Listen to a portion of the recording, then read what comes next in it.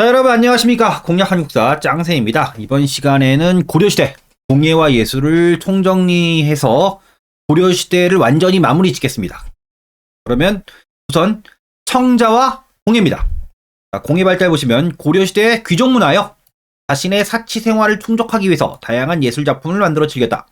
자, 예술면에서 가장 큰 발전을 보인 분야는 공예고요. 무슨 공예야? 특히 자기 공예예요.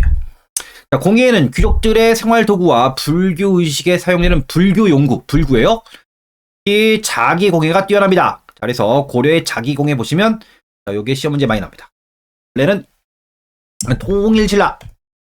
통일신라의 도자기 기술이 있고요. 그 다음에 발해, 뭡니까? 여기에 송나라 기술이 가미가 돼서 11세기 고려의 독자적인 순청자입니다. 순청자가 만듭니다. 순청자. 자, 그러다가 순청자가 중간 단계로 양각, 음각 청자가 되다가 그다음에 12세기 고려시대 12세기에 상감 청자가 됩니다. 그래서 이 변화 양상 좀 보실 필요가 있습니다. 자, 그럼 우선 보시면 자, 통일신라와 발해의 기술에 송나라 기술이 결합해서 뭡니까? 순청자가 되는데요. 순청자는 뭡니까? 그냥 매끈한 청자예요. 매끈한 청자입니다. 우리가 청자라고 얘기하지만 실제로 색깔은 좀 녹색 빛깔이 나죠. 비취색이라고. 그래서 보시면 순청자는 이런 모양입니다. 매끈한 뭡니까? 비취색의 청자가 순청자고요. 이 고려의 청자는 정말로 송나라의 문인들이나 이런 사람들이 와서 봐도 정말 대단한 도자기다라고 얘기를 했어요. 순청자입니다. 순청자를 하다가 여러분 그냥 매끈하기만 하면 재미가 없지 해서 뭡니까? 여기에 조각을 새기기 시작해요. 그래서 뭡니까? 그 중간 단계가 양각, 뭐 도들 새김하거나 아니면 안으로 파고 들어가는 그런 식의 음각 새김을 하는 거지. 그래서 과도기 단계가 이게 양각 음각 청자예요. 여러분 보시면 뭡니까? 화면 보시면 뭡니까? 여기 조각이 새겨져 있지? 조각을 이렇게 새긴 다음에 거기에 뭡니까? 유약을 바르고 구운 거예요. 자, 이렇게 해서 이렇게 하다가 이게 과도기적 단계입니다. 그래서 12세기에 뭡니까? 고려의 독자적 기법. 이게 뭐야? 상감법이다. 상감법이 뭐냐면 여러분 보시면 보통 뭡니까? 이렇게 이 청자의 단면이에요. 단면. 그래서 이걸 뭡니까? 이게 파서 뭡니까? 이 판 무늬에 유약 바르고 구운 게 양각 음각 청자라면 어디? 원래 청동제 은입사 기술이 있는데요. 이것도 뒤에 나와요. 청동제 은입사 기술이 뭐냐면 청동이 있을 경우에 뭡니까? 이 청동기의 표면을 파내. 이 표면을 파낸 다음에 여기 색깔 있는 뭡니까? 뭐 이런 것들을 집어넣어서 뭡니까? 무늬를 넣는 거지. 바로 뭡니까? 앞에서 딱 볼 때 청자 이렇게 있을 경우 뭡니까? 이렇게 있을 경우 뭡니까? 여기서 무늬를 이렇게 파내는 겁니다. 무늬를 이렇게 파낸다 뭡니까? 이 무늬에 색깔 있는 흙이나 이런 것들을 채워서 뭡니까? 다양하게 뭡니까? 알록달록한 청자를 만들어내는 거예요. 이게 상감청자다. 청동제 은입사 기법을 뭡니까? 이 청자 제조 기술에 응용을 한 거예요. 그래서 뭡니까? 그래서 이 상감청자 이게 뭡니까? 가장 유명한 겁니까? 가장 유명한 고려 청자의 모양은 이 모양입니다. 여러분 보시면 아시죠? 뭡니까? 청자에 다양한 색깔이 들어가 있죠. 검은색도 들어가 있고 흰색도 들어가 있고 이게 뭡니까? 이게 상감법이에요. 이것이 고려의 독자적 기법이고, 자, 그럼 뭡니까? 그럼 요 관련된 내용들을 뭡니까? 시험에 내는 겁니다. 시험에 내는 것이다. 그래서 시기별로 11세기 순청자, 양각, 음각, 12세기 상감청자입니다. 그러다가 나중에 원간섭기입니다. 원간섭기 때 뭡니까? 원으로부터 북방 가마 기술이 들어와요. 뭡니까? 그래서 청자가 색깔이 뭡니까? 회색으로 변합니다. 그래서 이것이 분청사기가 됩니다. 분청사기로 변화해서 실제로 뭡니까? 실제로 이후에 조선 시대에 가서 뭡니까? 특히 15세기에 분청사기가 대유행을 해요. 연결시켜 알아주시는 게 좋습니다. 그럼 분청사기가 청자는 뭡니까? 비취색인데 분청사기는 뭡니까? 여러분도 이거 많이 보셨을 거예요. 분청사기는 색깔이 회색빛이에요. 이게 분청사기예요. 색깔이 뭡니까? 회색으로 좀 뭡니까? 좀 탁해집니다. 이게 분청사기고요. 자, 이것이 언제 대유행을 하냐면 15세기 때 유행합니다. 자, 그리고 이게 중요한 건 뭐냐면, 여기 나와 있는, 여기 나오는 뭡니까? 여기 나오면 청자, 그 다음 상감청자. 이게 등장해서 뭡니까? 뭐 유행했다. 이렇게 돼 있는데, 뭐 여러분, 조선시대. 조선시대가 또 뭡니까? 청자는 만들어요. 근데 가장 많이 유행한 게 분청사기라는 거지. 이런 건 좀 구별해서 알아두실 필요가 있습니다. 자, 보시면 순수 비색청자 11세기가 알아두셔야 돼요. 자, 고려 자기는 신라 발해의 전통과 기술을 토대로 송의 자기 기술을 수용. 얘기했죠. 자, 귀족사의 전성기인 11세기 독자적 경지를 개척합니다. 그래서 자기 중에서 이름난 것은 비취색이 나는 순수 비색청자, 순청자인데 중국인들도 천하의 명품으로 손을 꼽았다. 자, 특징, 청자의 그윽한 색과 다양한 형태, 그리고 고상한 무늬는 자연의 뿌리를 두고 있는 우리 민족의 정치를 풍기고 있다. 그래서 높은 평가를 받고 있다 되어 있습니다. 그래서 자, 송나라 사람이 해본 고려청자, 이것이 나옵니다. 시험에. 그래서 고려도경이라는 책이에요. 자, 선화봉삭 고려도경이 뭡니까? 원래 제목입니다. 송나라, 중국 송나라 사신 서긍이 12세기 인종 때 배경에 머물면서 고려의 각 분야를 소개한 견문록이다. 이게 뭡니까? 기행문이에요. 송나라 사신이 고려에 와서 뭡니까? 이것저것 둘러본 다음에 거기에 대해서 뭡니까? 뭐 했었냐면 고려 청자가 매우 뛰어나다 이거예요. 그래서 고려 사람들은 뭡니까? 비색이다. 더욱 예뻐졌다. 이런 말이 나옵니다. 시험 문제 보겠습니다. 시험 문제. 고려의 청자를 칭찬한 책이 뭐냐? 그럼 답이 고려도경이 돼요. 이런 문제 뭡니까? 우리가 알아둘 필요가 있습니다. 12세기 상감청자. 12세기 중엽. 고려의 독자적 기법. 이거 시험 문제 나옵니다. 상감법이 개발, 활용됩니다. 그래서 원래 기법은 뭡니까? 나전칠기나 은입사 공예. 원래 있는 공예에 뭐 뚜껑 쪽에 뭡니까? 뭐 이렇게 파낸 다음에 이것저것 무늬 넣는 걸 뭡니까? 끌어와서 어디에 도자기 기법에 응용한 거예요. 자, 그릇 표면을 파낸 자리에 백토, 흑토를 메워 무늬를 넣는 방법이 원래 있었습니다. 청자 발달 과정 보시면 뭡니까? 순수 청자에서 양각, 음각에서 상감 청자가 됐죠. 그 앞에 정리를 했습니다. 그 다음에 특징. 상감 청자는 무늬를 훨씬 다양하고 화려하게 넣을 수 있죠. 청자의 새로운 경제다. 그래서 상감 청자는 강화도의 도판 13세기 중엽까지 주류를 이룹니다. 12세기 때 등장한 다음에 13세기까지 주류를 이루다가 뭡니까? 그 이후에 원간섭비 때 북방가마 기술 도입되면서 분청사기로 바뀌어왔다. 우리가 앞에 얘기했습니다. 자, 청자산지. 자, 요걸 물어볼 때 가장 어려운 문제가 돼요. 자, 고려의 청자는 자기를 만들 수 있는 흙이 생산되고 연료가 풍부한 지역이다. 전라도 강진과 부안이 특히 유명합니다. 강진, 부안. 강진과 부안에서 뭡니까? 만들어서 배 싣고 오다가 뭐 가라앉아서 뭡니까? 뭐 고려 도자기 뭐 그런 것들 유명하죠. 뭐 바닷가에 뭡니까? 뭐 신안 앞바다에 뭡니까? 고려시대 자기가 뭐 양으로 뭡니까? 가라앉아 있다 이런 것들. 강진과 부안에서 뭡니까? 만들고 날랐던 거죠. 자, 강진에선 최고급 청자를 만들어 중앙에 공급하기도 했다. 그래서 강진과 부안 이걸 물어봐요. 고려시대는 뭡니까? 청자산지가 개경에선 좀 거리가 있지. 자, 여러분 조선시대 도자기 산지는 경기도 광주예요. 경기도 광주. 그래서 뭡니까? 이걸 바꿔낼 수 있습니다. 그럼 난이도가 많이 올라갈 수 있죠. 자, 이런 부분들 여러분 알아두실 필요는 있습니다. 자, 그 다음에 보시면 청자 만드는 과정 뭡니까? 그냥 해맑은 표정을 읽어보시면 돼요. 그냥 상식적으로 알아두시라고 있습니다. 자, 금속공예. 자, 불교 도구를 중심으로 발전했다. 그래서 은입사다. 은입사. 청동기 표면을 파냅니다. 실처럼 만든 은을 채워 무늬를 장식하는 은입사 기술이 발달했다. 밑에 보시면 뭡니까? 청동제 은입사 뭡니까? 뭡니까? 병이죠. 보시면 뭡니까? 이게 청동. 구리로 만든 건데, 거기 뭡니까? 여기 문양 있지, 무늬가 보이죠? 그 뭡니까? 표면을 파낸 다음에 은을 메꿔 넣은 거예요. 시간이 좀 지나니까 어떻게 된 거야? 은 색깔이 이제 시꺼멓게 변한 거지. 원래 이렇게 은입사 기법이 있는데, 이 은입사 기법을 도자기 기술에 응용한 게 상감법이다라고 우리가 방금 공부를 했죠. 자, 은입사로 무늬를 새긴 청동향로, 버드나무와 동물 무늬를 새긴 청동정병이 대표작이다. 보시고요. 자, 다음에 나전칠기입니다. 자, 오칠한 바탕에 자개를 붙여 무늬를 나타내는 나전칠기 공예도 유행합니다. 자, 불경을 넣은 경함, 화장품, 문방구 등이 남아있다. 자, 한가구 푸근한 경치를 섬세하게 새겨넣은 작품에서 우리의 정서를 읽을 수가 있고요. 계승, 그래서 조선시대를 거쳐 현재까지 나전칠기 공예는 이어져 오고 있죠. 자, 범종이다. 신라시대 양식을 대부분 계승한 겁니다. 그래서 화성의 용주사종, 해남의 대흥사에 있는 탑산사종이 있습니다. 요거는 뭡니까? 요거는 알아두실 필요가 있는데 출제 빈도는 물론 높지도 않아요. 요 종입니다. 이거 시험에 낼 수 있는 건 뭐냐? 이것이 고대의 종이다. 요걸 구별하시면 돼요. 고대 신라의 종이다. 아니다. 이건 뭐 무슨 종이다? 고려시대의 종입니다. 요런 내용 정도까지 알아두시면 좋겠다. 자, 그 다음에 글씨, 그림과 음악인데요. 그래서 그 다음에 서예입니다. 자, 고려시대는 유학이 성행하고 과거제가 시행되면서 서예 문화가 발달합니다. 글씨를 예쁘게 써야 돼요. 여러분 이 당시에는 프린터가 없죠. 프린터가 없으니까 어떤 거야?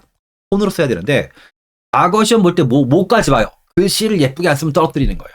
잘 써야 돼요.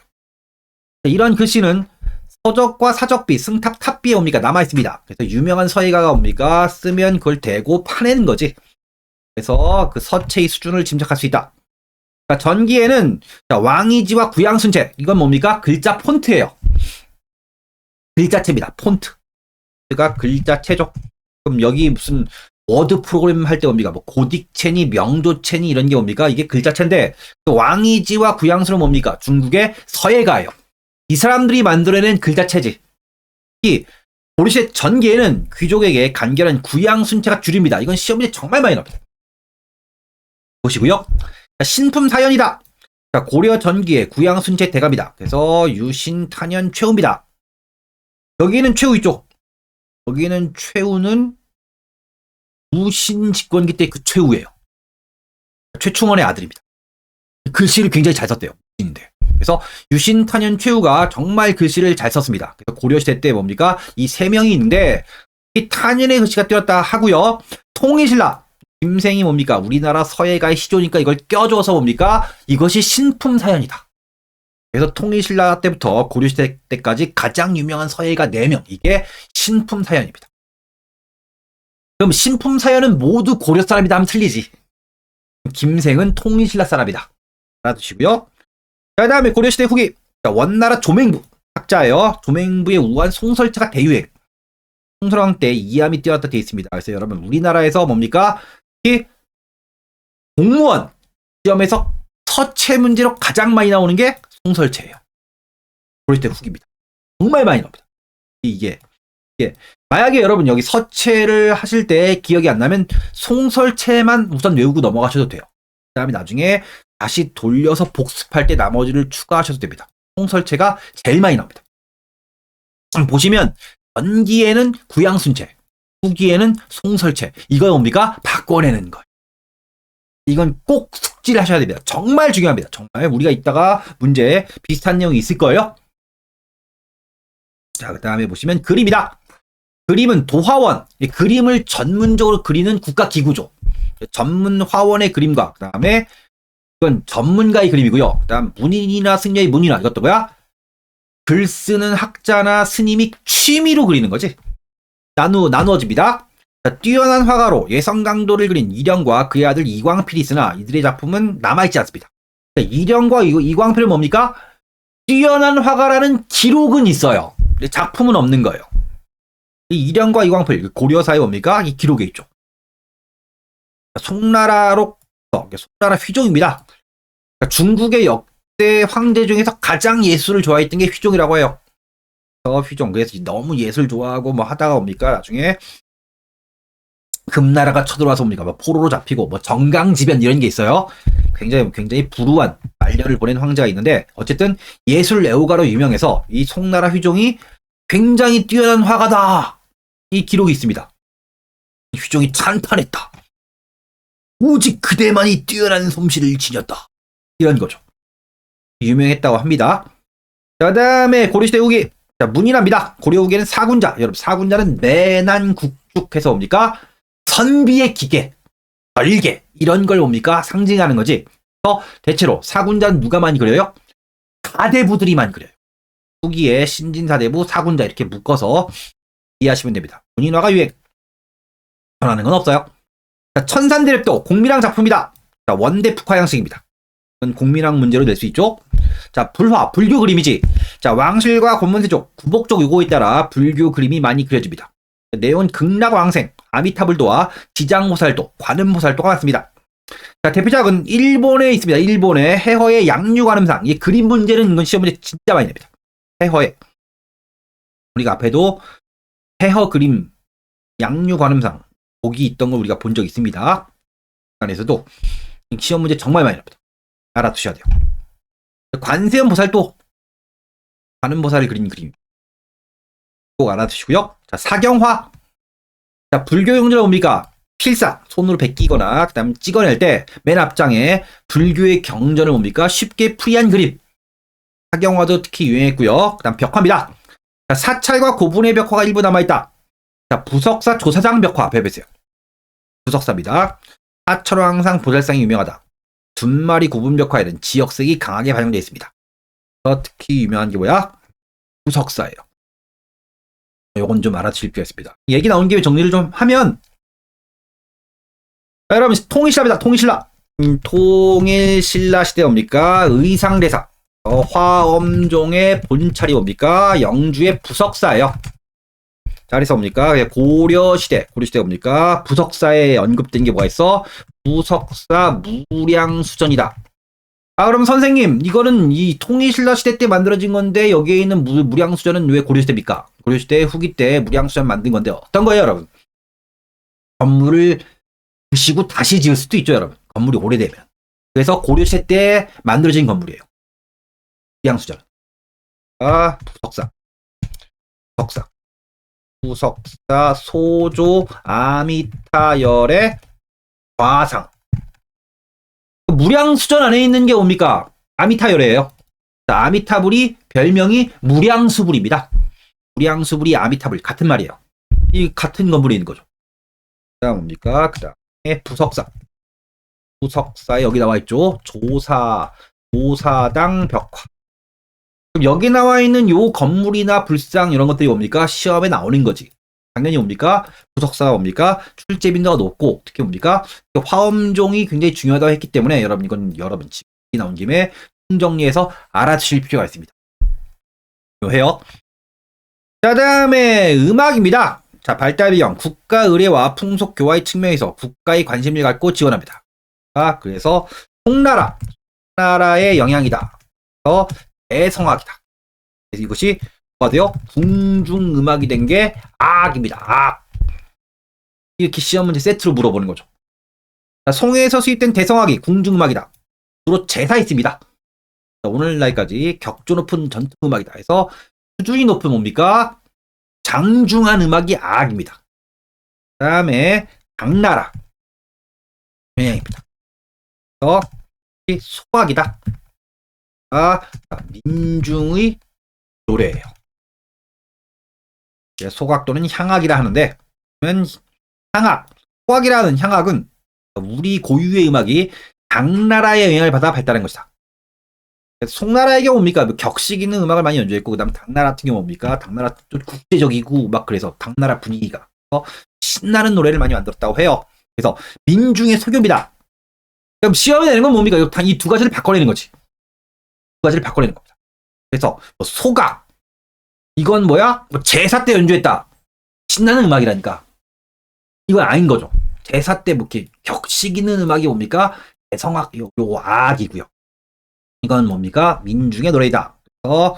그래서 동동, 한림별곡, 대동강 등의 곡이 유명했다. 자, 악기, 전래 우리 악기에 송해 악기가 수입되어 약 40여 종이 되었다 합니다. 자, 다음에 얘기 나온 김에 보시면 중국에서 전래된 문화 보시면 당나라 고구려의 도교, 당나라 통일신라의 나전칠기 이게 우리가 고대할 때 얘기했죠. 원래 당나라 건데 들어와서 더 발전시켜서 역수출한 것이다.